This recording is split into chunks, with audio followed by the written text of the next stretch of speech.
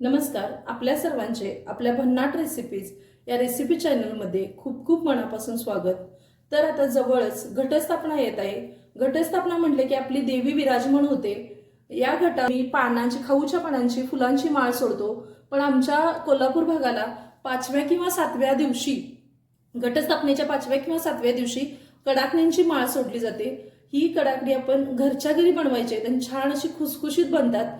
चला तर मग ही कडाकणी खुसखुशीत आणि खमंग कशी बनवायची ते मी तुम्हाला दाखवणार आहे. तर यासाठी लागणारे साहित्य पाहूया. हा आपण 250 ग्रॅम मैदा घेतलेला आहे, 2 चमचे रवा, चवीपुरतं मीठ, तूप घेतलेलं आहे. या तुपामुळेच आपली जी कडाकणी आहेत ती खुसखुशीत होतात आणि कमी तेल शोषलं जातं. चवीसाठी वेलची पावडर, 100 ग्रॅम साखर. ज्यावेळी आपण 250 ग्रॅम मैदा घेऊ तेव्हा 100 ग्रॅम साखर घ्यायची. जसं तुम्ही क्वांटिटी वाढवाल तशी साखर वाढवायची. अर्धा कप दूध आणि तळण्यासाठी तेल हे आपलं साहित्य आहे. चला तर मग आता आपण कृती पाहूया. यात आपण हे तूप काढून घ्यायचं आहे सगळं.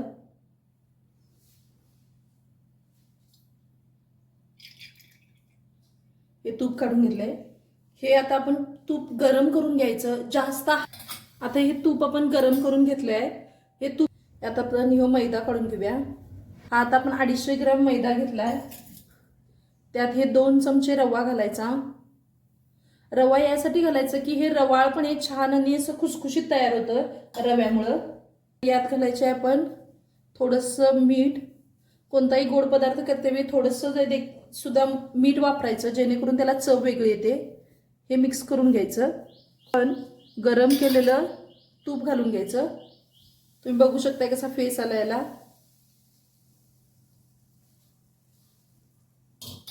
आता हे तूप घालून घेतल्यानंतर आपण काय करायचं, हे एकजीव करून पूर्ण जो मैदानी रवा आहे त्याच्यात तूप चोळून घ्यायचं एकदम. त्याप्रमाणे जर तुम्ही कडाकणी बनवलं तर अतिशय सुंदर होतात. हे बघा असा मुटका झाला पाहिजे. ज्यावेळी आपण दाबू तेव्हा असा मुटका तयार झाला पाहिजे एकदम. आता हे आपलं पूर्ण चोळून झालेलं आहे. आता आपण काय करायचं, जे तूप घेतलेलं होतं भांड्यात त्याच भांड्यामध्ये आपण जे घेतलेलं होतं ते दूध घालून घ्यायचं आहे. आता याच भांड्यात आपण दूध घालून घ्यायचं.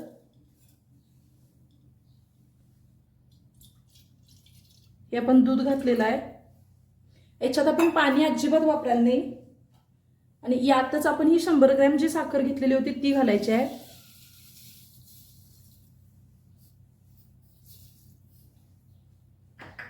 आता हे गरम करून आपण पूर्ण वितळवून साखर घ्यायची आणि कोमट दूध करून घ्यायचं आहे. चला तर मी कोमट दूध करून घ्यायचं.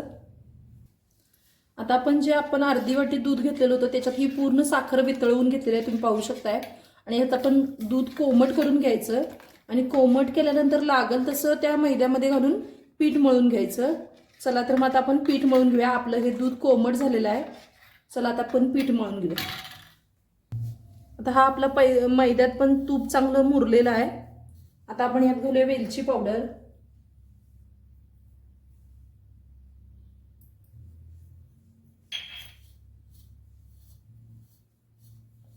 आता यात लागल तसं आपण दूध घालून घ्यायचं. जे साखर आणि दूध आहे साखर वितळून घेतलेलं दूध आहे ते घालायचं. सुरुवातीला जरा चमच्यानं हलवायचं कारण की दूध हे कोमट असते आणि साखर असल्यामुळे लगेच हाताला चटका बसण्याची शक्यता असते.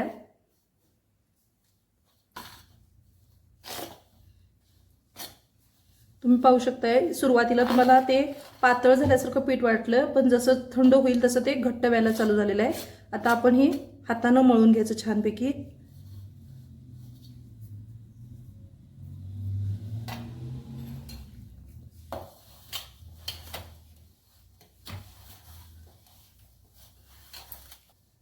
छान असा मळून याचा गोळा तयार करून घेऊया आपण. तुम्ही पाहू शकताय छान असं आपलं हे आता मऊसर पीठ मळून झालेलं आहे. आता ह्याला काय करायचं, आपण झाकून ठेवायचं एक अर्धा ते पाऊण तास, जेणेकरून जो आपण रवा घेतलेला आहे तो चांगला याच्यात फुलला जाईल. तुम्ही पाहू शकता आपलं पीठ इतकं सुंदर तयार झालं जेणेकरून आपल्या परातीला सुद्धा पीठ चिकटलेलं नाही. या तर मग आता आपण अर्ध्या तासासाठी किंवा पाऊण तासासाठी झाकून ठेवूया. आता आपला अर्धा ते पाऊण तास होऊन गेलेला आहे. आता आपण काढून बघूया. हे पहा, छानपैकी आपलं हे मुरलेलं आहे. आता आपण हे काय करायचं, खलबत्त्याने जरा चेचून घ्यायचं, खलबत्त्याच्या दांड्यानं. जर कोणाकडे खलबत्ता नसेल तर मिक्सरमध्ये वाटून घ्यायचं, बारीक करून घ्यायचं. हे म्हणजे छान असं फोड येतात. तुम्हाला मी दाखवते कसं करायचं ते.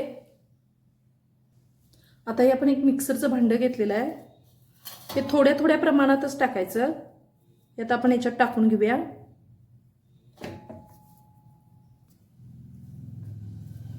निम्मा गोळा आपण टाकलेला आहे, निम्मा गोळा ठेवलेला आहे. पहिल्यांदा आता आपण निम्मा गोळा लावून घेऊया हा मिक्सरला. आता हे तुम्ही पाहू शकता, आपण मिक्सरमध्ये 2 वेळा फिरवून घेतलेला आहे. छान असा गोळा तयार झालेला आहे. आपला रवा पण बारीक झालेला आहे. आता याचप्रमाणे आपण दुसरा पण गोळा बारीक करून घ्यायचा आहे.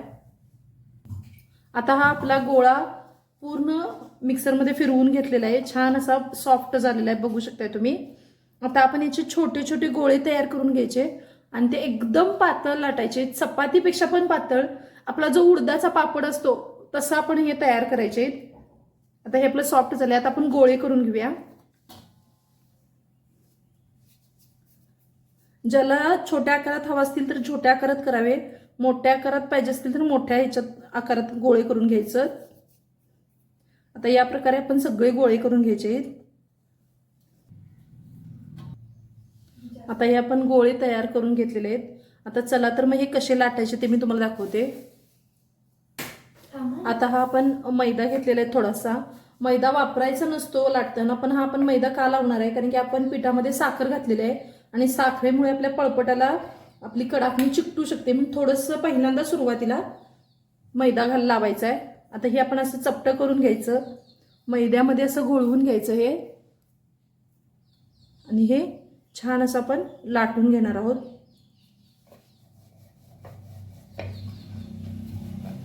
तुम्ही पाहू शकताय आपल्या कडा देखील अजिबात फुटलेल्या नाही आहेत. आपण सुरुवातीला जो मैदा लावलेला आहे तोच फक्त मैदा लावलेला आहे, त्याच्यानंतर पुन्हा मैदा लावलेला नाही. छान अशा आपल्या गोल कडाकण्या तयार झालेल्या आहेत.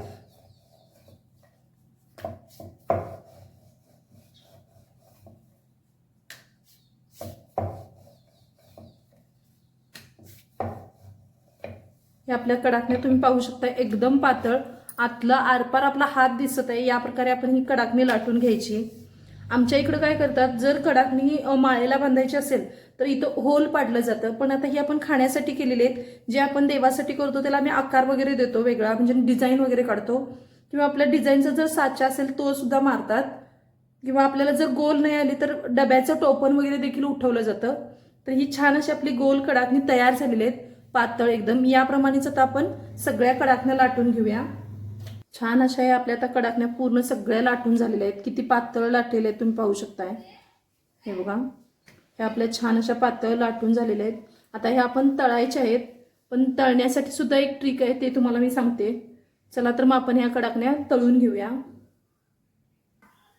आता आपण तळण्यासाठी तेल ठेवलेलं आहे. तुम्हाला ही एक ट्रिक सांगते, ते कडाकणी तळताना पूर्ण पहिल्यांदा तेल जास्त तापवून घ्यायचं आणि पूर्ण परत निम्म्या टेम्परेचरवर आणायचं, म्हणजे कोमटवर आणायचं, आणि मग पुन्हा बारीक गॅस ठेवून ते तळून घ्यायचं, जेणेकरून आपल्या कडाकण्या पूर्ण तेलकट होत नाहीत, छान अशा खुसखुशीत होतात.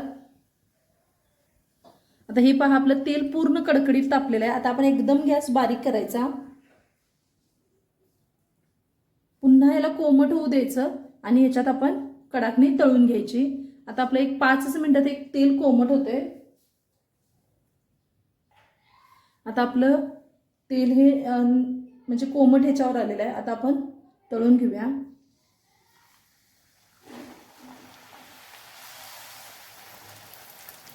असं हे दाबून धरायचं आणि वरून तेल उडवायला चालू करायचं. तुम्हाला वाटेल हे फुगल्यासारखं, पुरीसारखं, हे फुगल्यासारखं वाटतं, पण नंतर हे फोड बसले जातात. परतून घ्यायचं.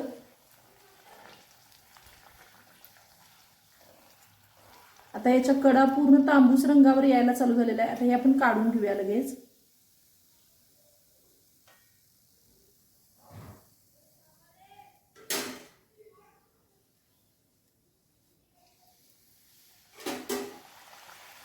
हे असं दाबून का धरायचं, म्हणजे आपली कडाकणीला घडी पडत नाही, एकसारखी गोलसर अशी राहते कडाकणी.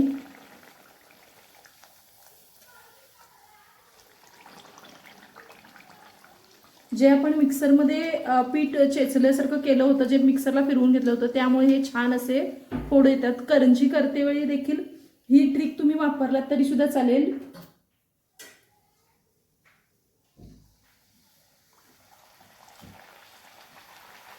या प्रकारेच आपण आता सगळ्या कडाकण्या तळून घ्यायच्या आहेत. आता तुम्ही पाहू शकताय छान असं ते आपल्या ह्या कडाकण्या तळून तयार झालेल्या आहेत.